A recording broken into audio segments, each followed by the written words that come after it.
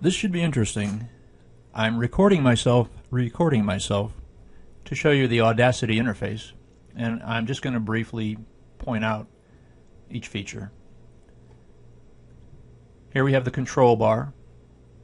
I think everybody knows what this is for. You pause, play, stop. The red button is record.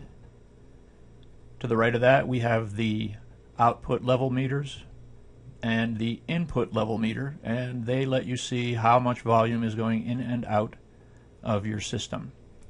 Over here are the mix down tools. This one on the left with a little speaker icon adjusts the sound coming out of the system, and over here with the microphone icon, this adjusts the gain, or how much volume is going into the system through your microphone.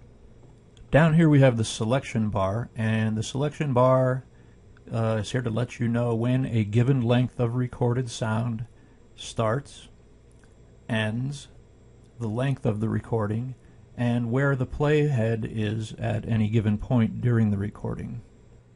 Alright, the next step is to record a phrase, and then I'll show you the way that I process them and edit them and get them ready to put into my cartoons.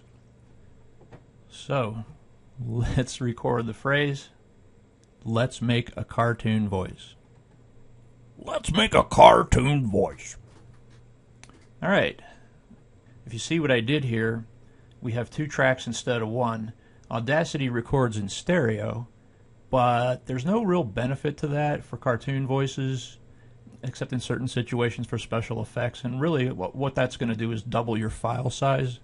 So what I want to do is I want to change this from a stereo track to a mono track, and to do that we want to select the entire phrase, track, stereo track to mono, and that takes both tracks and mixes them together into one mono track.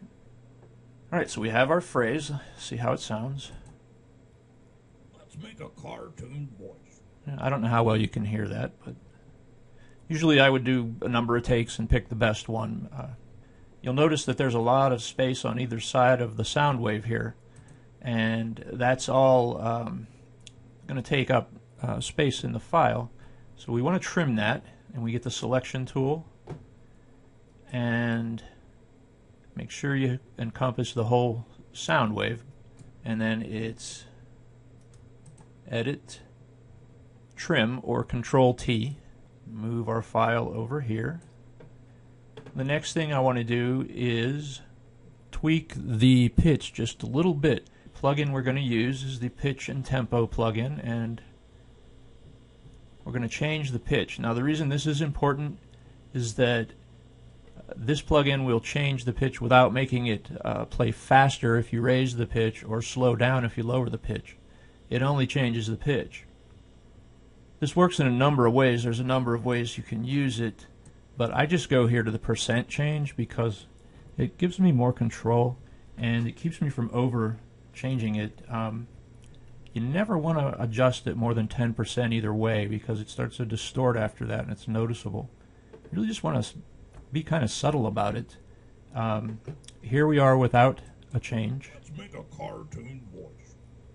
And I want it to be just a little bit lower and gruffer than that, so I'm going to make it, let's say, 8% lower. Let's make a cartoon voice. Okay, very subtle, but I notice it, and go down just a little more. Let's make a cartoon voice. Alright, we'll stop there. 10% lower pitch is good enough. Save that.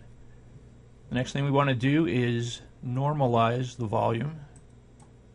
Up here, Effect, Amplifier, Normalize, and that levels out the extremes in your sound file. The default of -3 is just fine. Usually you don't need to change that. But let's preview anyway. Let's make a cartoon voice. Okay. Now you can see that it put just a little bit more volume to the waveform, made it a little bit louder. Okay, so my next step is to save the recording.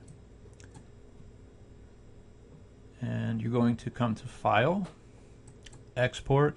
You have a lot of options here. Wave, MP3. I'm just going to save Wave. It's just a 16-bit wave sound, and we'll call it Cartoon Voice.